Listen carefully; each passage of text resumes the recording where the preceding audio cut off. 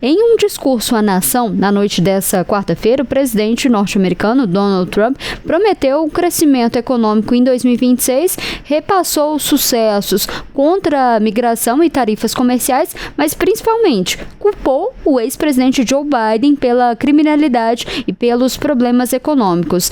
Durante esse discurso, o presidente americano tentou reagir à queda da popularidade e às más notícias do desemprego e da inflação. A pergunta que fica agora é, Fred, vai ser suficiente para poder convencer a população esse discurso de ontem, né? A gente estava até conversando antes, você me falou que não é comum, né, esse tipo de discurso até então. Não, esse discurso da forma com que ele é feito, normalmente é o discurso de Estado da Nação, que é feito no Congresso anual, presta conta de tudo que foi feito e normalmente não é no final do ano.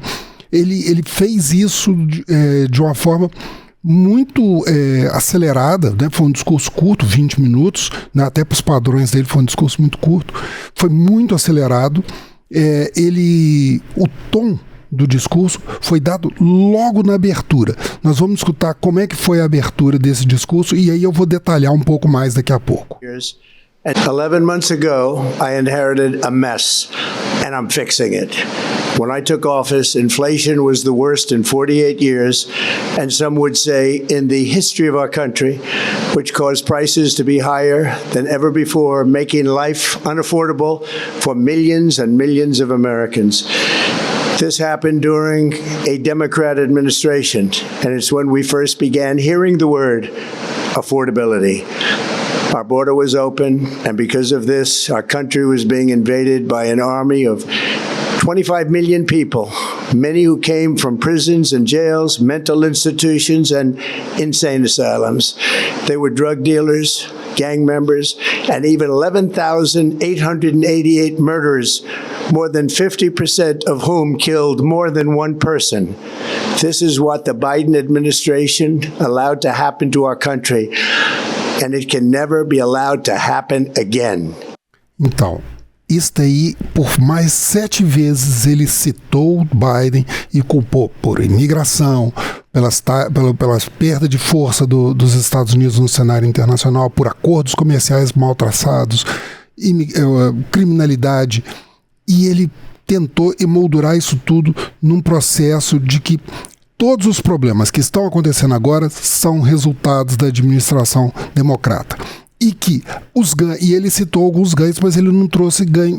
Havia prometido, né, que a porta-voz da Casa Branca havia prometido que traria notícias boas, novidades sobre a economia.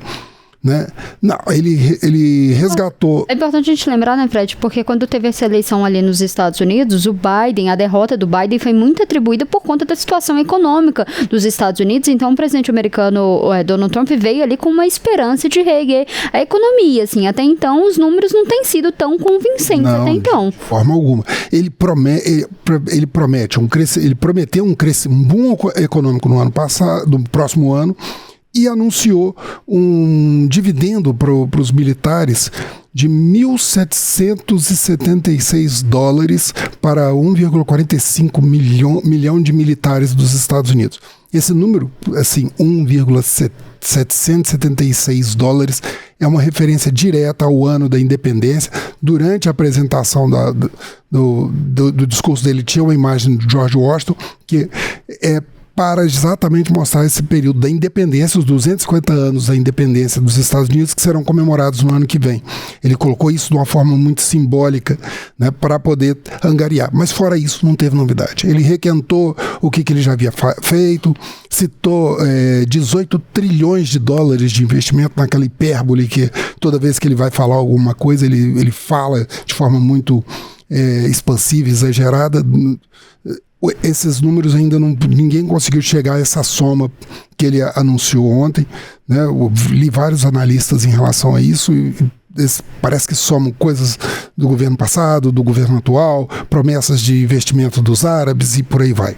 Tem alguns assuntos também, Fred, que ele não mencionou também. Ele não mencionou a Ucrânia, ele não mencionou a questão da Venezuela. E aí eu até te pergunto isso, né? Porque uma das críticas que eu venho acompanhando muito é que o presidente americano tem se preocupado mais com as questões externas do que as questões internas. Não sei se ele não mencionar esses assuntos é mais por conta dessa crítica, que ele deveria se voltar aos problemas internos dos Estados Unidos.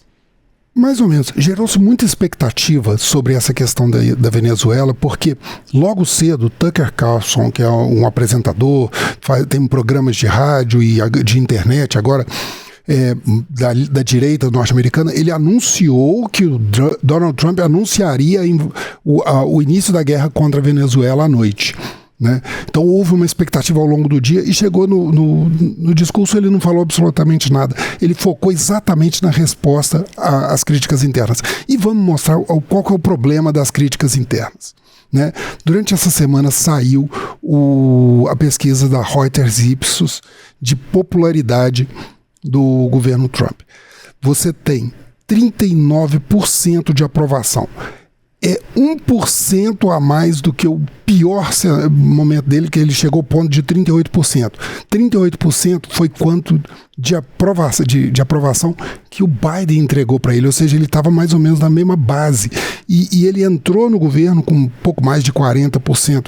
Então, isso daí para ele já era complicado, ele tá beirando a aprovação do Biden, né? O que para ele é muito ruim. Mas tem coisa pior. 33% dos americanos aprovam a condução dele da economia.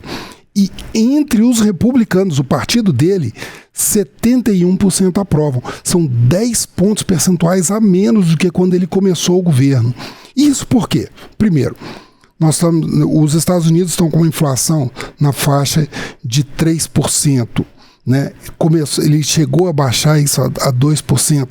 Não é o topo da inflação que ele cita, né? Que chegou no ano passado mais de 9%.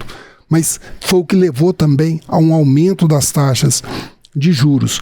Na última reunião do Fed, houve um corte de 0,25, mas as taxas dos juros, que sempre foram historicamente muito baixas nos Estados Unidos, eles estão na faixa de 3,5, 3,75. E a expectativa com esses indicadores é de que mantenha-se em vez de reduzir no ano que vem. O que pode... Mas Donald Trump tem a expectativa de, no começo do ano que vem, ele trocar o presidente do Fed, que é um inimigo declarado dele, apesar dele ter, no primeiro mandato, ter colocado Jerome Powell à frente do Fed, que é o Banco Central dos Estados Unidos. Além disso, ele teve uma péssima notícia do ponto de vista econômico, que foram os resultados do desemprego, que foi de 4,6% de desemprego nos Estados Unidos em novembro, que, de novo, o pior resultado em 4 anos, ou seja, o resultado atual do desemprego é pior do que os últimos anos do governo Biden, e isso ataca ele muito diretamente, e ele tem essa dificuldade. E ele está passando por um período com muita dificuldade, inclusive com algumas distensões dentro do governo do Partido Republicano, como ficou aparente durante a questão do shutdown, e depois também com a questão da liberação dos arquivos do Epstein, né, que é o escândalo sexual, que em alguns documentos citam o presidente Donald Trump, e que ele havia prometido liberar, mas ao mesmo tempo até então não foi. No Congresso aprovou-se com apoio de representantes republicanos que esses documentos sejam liberados pelo Departamento de Justiça, o que deve acontecer nos próximos dias, segundo a previsão do projeto aprovado.